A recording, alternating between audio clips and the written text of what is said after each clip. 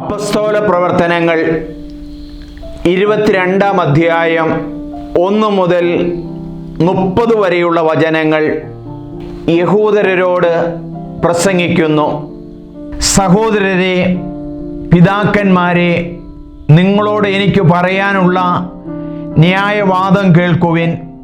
ഹെബ്രായ ഭാഷയിൽ അവൻ തങ്ങളെ അഭിസംബോധന ചെയ്യുന്നത് കേട്ടപ്പോൾ അവർ കൂടുതൽ ശാന്തരായി. അവൻ പറഞ്ഞു, ഞാനൊരു യഹൂദനാണ്, കിലിക്കിയായിലെ താർസോസിൽ ജനിച്ചു. എങ്കിലും ഈ നഗരത്തിലാണ് ഞാൻ വളർന്നത്. ഗമാലിയേലിന്റെ പാദങ്ങളിലിരുന്ന് പിതാക്കന്മാരുടെ നിയമത്തിൽ നിഷ്കൃഷ്ടമായ ശിക്ഷണം ഞാൻ നേടി. ഇന്ന് നിങ്ങളെല്ലാവരും ആയിരിക്കുന്നത് പോലെ ഞാനും ദൈവത്തെക്കുറിച്ച് തീക്ഷ്ണത നിറഞ്ഞവനായിരുന്നു. പുരുഷന്മാരെയും സ്ത്രീകളെയും ബന്ധിച്ച് കാരാഗൃഹത്തിൽ അടച്ചുകൊണ്ട് ഈ മാർഗത്തെ നാമാവിശേഷമാക്കത്തക്ക വിധം പീഡിപ്പിച്ചവനാണു ഞാൻ. പ്രധാനാചാര്യന്മാരും ജനപ്രമാണികളുടെ സംഘം മുഴുവൻ തന്നെയും എനിക്ക് സാക്ഷികളാണ്. ദമാസ്കസിലുള്ളവരെയും ബന്ധനത്തിലാക്കി ജെറൂസലമിൽ കൊണ്ടുവന്ന് ശിക്ഷിക്കുന്നതിനു വേണ്ടി ഞാൻ അവരിൽ നിന്നും സഹോദരന്മാർക്കുള്ള കത്തുകളും വാങ്ങി അവിടേക്ക് യാത്ര പുറപ്പെട്ടു. മാനസാന്തരത്തിന്റെ കഥ. ഞാൻ യാത്ര ചെയ്ത് ഉച്ചയോടെ ദമാസ്കസിനടുത്തെത്തിയപ്പോൾ പെട്ടെന്ന് സ്വർഗത്തിൽ നിന്ന് ഒരു വലിയ പ്രകാശം എൻ്റെ ചുറ്റും വ്യാപിച്ചു. ഞാൻ നിലത്തു വീണ് ഒരു സ്വരം എന്നോട് ഇങ്ങനെ പറയുന്നത് കേട്ടു, സാവൂൾ, സാവൂൾ, നീ എന്നെ പീഡിപ്പിക്കുന്നത് എന്തുകൊണ്ട്? ഞാൻ ചോദിച്ചു, കർത്താവേ, അങ്ങ് ആരാണ്? അവൻ പറഞ്ഞു, നീ പീഡിപ്പിക്കുന്ന നസ്രായനായ യേശുവാണ് ഞാൻ. എൻ്റെ കൂടെ ഉണ്ടായിരുന്നവർ പ്രകാശം കണ്ടു, എന്നാൽ എന്നോട് സംസാരിച്ചവൻ്റെ സ്വരം കേട്ടില്ല. ഞാൻ ചോദിച്ചു, കർത്താവേ, ഞാൻ എന്തു ചെയ്യണം? കർത്താവ് എന്നോട് പറഞ്ഞു, എഴുന്നേറ്റ് ദമാസ്കസിലേക്ക് പോവുക. നിനക്ക് വേണ്ടി നിശ്ചയിക്കപ്പെട്ടിരിക്കുന്നത് അവിടെ വച്ച് നിന്നോട് പറയും. പ്രകാശത്തിന്റെ തീക്ഷ്ണത കൊണ്ട് എനിക്ക് ഒന്നും കാണാൻ സാധിക്കാതെ വന്നപ്പോൾ എൻ്റെ കൂടെ ഉണ്ടായിരുന്നവർ കൈക്കു പിടിച്ച് എന്നെ നടത്തി. അങ്ങനെ ഞാൻ ദമാസ്കസിലെത്തി. അവിടെ താമസിച്ചിരുന്ന സകല യഹൂദർക്കും സുസമ്മതനും നിയമം അനുസരിക്കുന്നതിൽ നിഷ്ഠയുള്ളവനുമായിരുന്ന അനനിയാസ് എന്ന ഒരു മനുഷ്യൻ എൻ്റെ അടുത്ത് വന്ന് പറഞ്ഞു, സഹോദരനായ സാവൂൾ, നിനക്ക് കാഴ്ച തിരിച്ചു കിട്ടട്ടെ. ഉടൻ തന്നെ എനിക്ക് കാഴ്ച തിരിച്ചു കിട്ടുകയും ഞാൻ അവനെ കാണുകയും ചെയ്തു.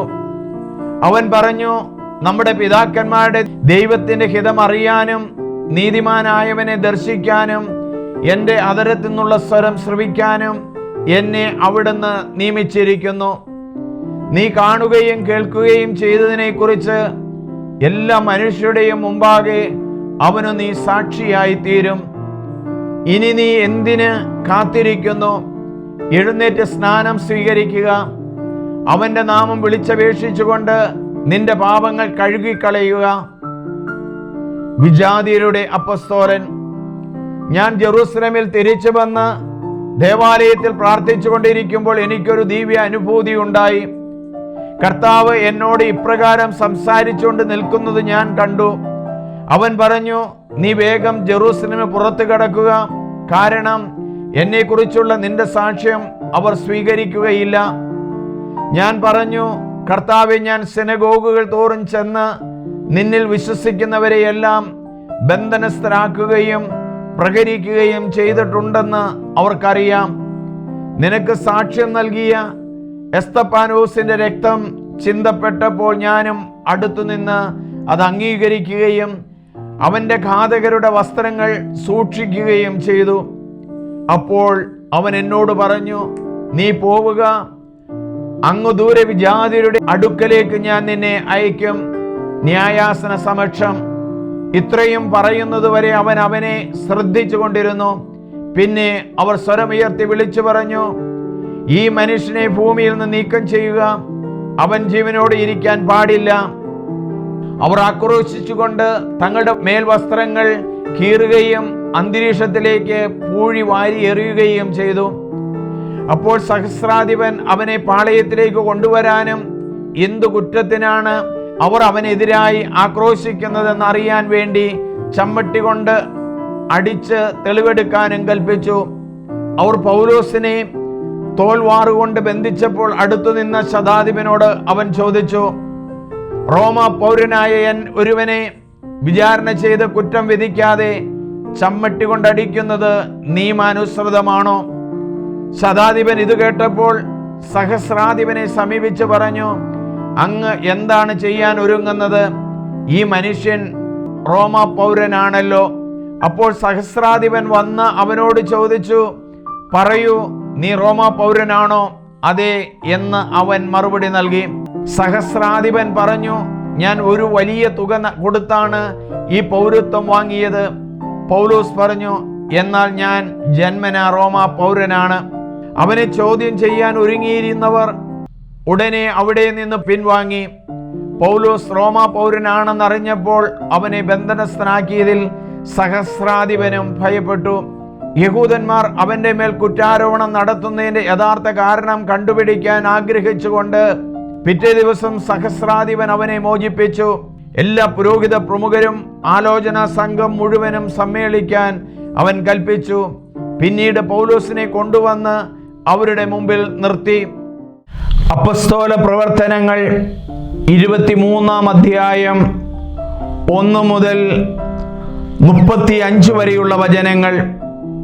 ആലോചനാ സംഘത്തിന് മുമ്പിൽ പൗലോസ് സംഘത്തെ സൂക്ഷിച്ചു നോക്കിക്കൊണ്ട് പറഞ്ഞു, സഹോദരന്മാരെ, ഇന്നേ വരെ ദൈവത്തിൻ്റെ മുമ്പിൽ നല്ല മനസ്സാക്ഷിയോടെയാണ് ഞാൻ ജീവിച്ചത്.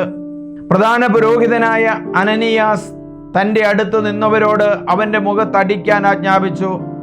അപ്പോൾ പൗലോസ് അവനോട് പറഞ്ഞു, വെള്ളപൂശിയ മതിലേ, ദൈവം നിന്നെ പ്രഹരിക്കാനിരിക്കുന്നു.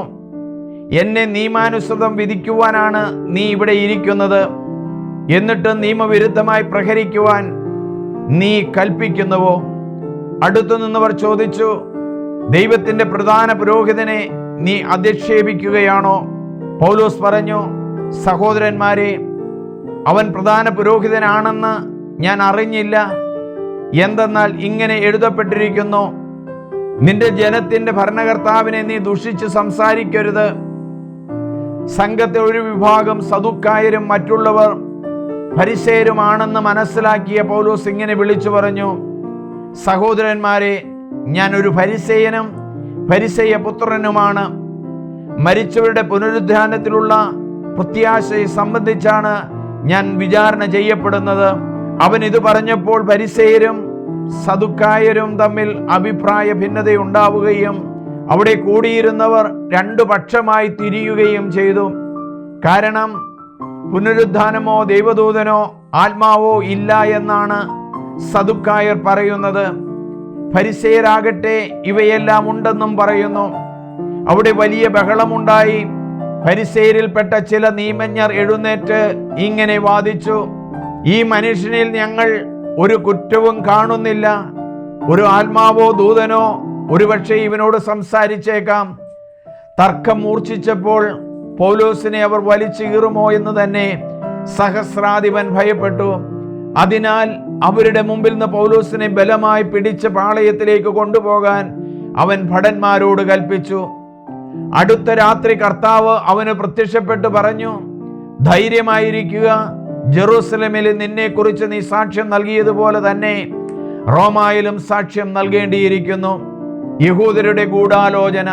പ്രഭാതമായപ്പോൾ യഹൂദർ ഗൂഢാലോചന നടത്തി പൗലോസിനെ വധിക്കുന്നതുവരെ തങ്ങളൊന്നും തിന്നുകയോ കുടിക്കുകയോ ചെയ്യുകയില്ലെന്ന് അവർ ശപഥം ചെയ്തു. 40-ലധികം പേർ ചേർന്നാണ് ഈ ഗൂഢാലോചന നടത്തിയത്. അവർ പുരോഹിത പ്രമുഖരെയും ജനപ്രമാണികളെയും സമീപിച്ചു പറഞ്ഞു, ഞങ്ങൾ പൗലോസിനെ കൊല്ലുന്നതുവരെ ഭക്ഷണം കഴിക്കുകയില്ലെന്ന് ശപഥം ചെയ്തിരിക്കുകയാണ്. അവനെ സംബന്ധിക്കുന്ന കാര്യങ്ങൾ കൂടുതൽ സൂക്ഷ്മമായി അന്വേഷിക്കുന്നതിനെന്ന ഭാവേന അവനെ നിങ്ങളുടെ അടുക്കൽ കൊണ്ടുവരാൻ ഞങ്ങൾ സംഘം മുഴുവനും ഒന്നിച്ച് സഹസ്രാധിപനോട് ആവശ്യപ്പെടുവിൻ. ഇവിടെ എത്തുന്നതിന് മുമ്പ് തന്നെ അവനെ കൊല്ലാൻ ഞങ്ങൾ ഒരുങ്ങിയിരിക്കുകയാണ്. പൗലോസിന്റെ സഹോദരിപുത്രൻ ഈ ചതിയെപ്പറ്റി കേട്ടു. അവൻ പാളയത്തിൽ ചെന്ന് പൗലോസിനെ കണ്ട് വിവരമറിയിച്ചു. പൗലോസ് ശതാധിപനെ വിളിച്ചു പറഞ്ഞു, ഈ യുവാവിനെ സഹസ്രാധിപന്റെ അടുക്കൽ കൊണ്ടുചൊല്ലുക, അവൻ എന്തു പറയാനുണ്ട്? അതിനാൽ അവനെ സഹസ്രാധിപന്റെ മുമ്പിൽ കൊണ്ടുചെന്ന് ഇപ്രകാരം ബോധിപ്പിച്ചു, തടവുകാരനായ പൗലോസ് എന്നെ വിളിച്ച് ഈ ചെറുപ്പക്കാരനെ നിന്റെ അടുക്കൽ കൊണ്ടുവരാൻ ആവശ്യപ്പെട്ടു. അവന് എന്തു പറയാനുണ്ട് പോലും. സഹസ്രാധിപൻ അവനെ കൈക്കുപിടിച്ച് മാറ്റി നിർത്തി രഹസ്യമായി ചോദിച്ചു, എന്താണ് നിനക്ക് പറയാനുള്ളത്? അവൻ പറഞ്ഞു, യഹൂദന്മാർ പൗലോസിനെ കുറിച്ച് സൂക്ഷ്മമായി അന്വേഷിക്കാൻ എന്ന ഭാവേന അവനെ തങ്ങളുടെ ആലോചന സംഘത്തിലേക്ക് കൊണ്ടുപോകണമെന്ന് അങ്ങയോട് അപേക്ഷിക്കാൻ തീരുമാനിച്ചിരിക്കുകയാണ്. നീ അവർക്ക് വഴങ്ങരുത്. കാരണം അവരിൽ 40-ലേറെ പേർ പൗലോസിനെ വധിക്കാതെ ഭക്ഷിക്കുകയോ പാനം ചെയ്യുകയോ ഇല്ല എന്ന് വ്രതമെടുത്തുകൊണ്ട് അവനെ ആക്രമിക്കാൻ പതിയിരിക്കുന്നുണ്ട്. നിന്നിൽ നിന്ന് അനുവാദം ലഭിക്കുമെന്ന് പ്രതീക്ഷിച്ചുകൊണ്ട് അവർ ഒരുങ്ങിയിരിക്കുകയാണ്. ഇക്കാര്യം നീ എന്നെ അറിയിച്ചുവെന്ന് ആരോടും പറയരുതെന്ന് നിർദ്ദേശിച്ച് സഹസ്രാധിപൻ അവനെ പറഞ്ഞയച്ചു ഫെലിക്സിന്റെ അടുത്തേക്ക്. പിന്നെ അവൻ 2 ശതാധിപന്മാരെ വിളിച്ച് ആജ്ഞാപിച്ചു, രാത്രിയുടെ 3-ാം മണിക്കൂറിൽ കേസ്രിയ വരെ പോകാനായി 200 ഭടന്മാരെയും 70 കുതിര പടയാളികളെയും 200 ശൂലധാരികളെയും ഒരുക്കി നിർത്തുക. പൗലോസിന് യാത്ര ചെയ്യാനുള്ള കുതിരകളെയും തയ്യാറാക്കുക. അവനെ ദേശാധിപതിയായ ഫെലിക്സിന്റെ അടുക്കൽ സുരക്ഷിതമായി എത്തിക്കണം.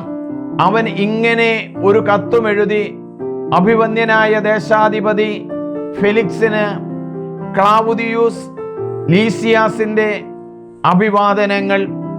ഈ മനുഷ്യനെ യഹൂദന്മാർ പിടിച്ച് ബന്ധിച്ചു. ഇവനെ കൊല്ലാൻ അവർ ഒരുമിട്ടപ്പോൾ ഇവൻ റോമാ പൗരനാണെന്നറിഞ്ഞ് ഞാൻ ഭടന്മാരോടുകൂടെ ചെന്ന് ഇവനെ രക്ഷിച്ചു. ഇവന്റെ മേലുള്ള ആരോപണം എന്താണെന്ന് സൂക്ഷ്മമായി അറിയണമെന്ന് ആഗ്രഹിച്ച് ഞാൻ ഇവനെ അവരുടെ ആലോചനാ സംഘത്തിൽ കൊണ്ടുചെന്നു. ഇവന്റെ പേരിലുള്ള ആരോപണം അവരുടെ നിയമങ്ങളെ സംബന്ധിക്കുന്ന പ്രശ്നങ്ങളെ കുറിച്ചാണെന്ന് ഞാൻ മനസ്സിലാക്കി. എന്നാൽ വധമോ കാരാഗ്രഹമോ അർഹിക്കുന്ന ഒരു ആരോപണവും ഉണ്ടായിരുന്നില്ല.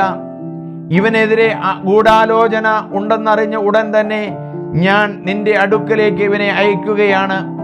ഇവനെതിരായുള്ള ആരോപണങ്ങൾ നിന്റെ മുമ്പിൽ സമർപ്പിക്കാൻ പരാതിക്കാരോട് ഞാൻ ആവശ്യപ്പെട്ടിട്ടുണ്ട്. അങ്ങനെ കൽപ്പനയനുസരിച്ച് ഭടന്മാർ പൗലോസിനെ രാത്രി തന്നെ അന്തിപാത്രീസിലേക്ക് കൊണ്ടുപോയി. പ്രഭാതമായപ്പോൾ അവനോടൊന്നിച്ചു പോകാൻ കുതിരപ്പടയാളികളെ നിയോഗിച്ചിട്ട് ഭടന്മാർ പാളയത്തിലേക്ക് മടങ്ങി. അവർ കേസറിയയിലെത്തി കത്ത് ദേശാധിപതിയെ ഏൽപ്പിക്കുകയും പൗലോസിനെ അവന്റെ മുമ്പിൽ കൊണ്ടുവരികയും ചെയ്തു. കത്ത് വായിച്ചതിന് ശേഷം അവൻ ഏതു പ്രവിശ്യയിൽ പെട്ടവനാണെന്ന് അവൻ ചോദിച്ചു. കിലീക്യക്കാരനാണെന്ന് അറിഞ്ഞപ്പോൾ അവൻ പറഞ്ഞു, പരാതിക്കാർ വരുമ്പോൾ ഞാൻ നിന്നെ വിസ്തരിക്കാം. ഹെറോദസിന്റെ പ്രത്തോറിയത്തിൽ അവനെ സൂക്ഷിക്കാൻ അവൻ ആജ്ഞാപിച്ചു. ഇത് കേൾക്കുന്ന എല്ലാവരും ഒരാൾക്കെങ്കിലും നിങ്ങൾ ഷെയർ ചെയ്യണം, സബ്സ്ക്രൈബ് ചെയ്യണം. ദൈവം നിങ്ങളെ അനുഗ്രഹിക്കട്ടെ.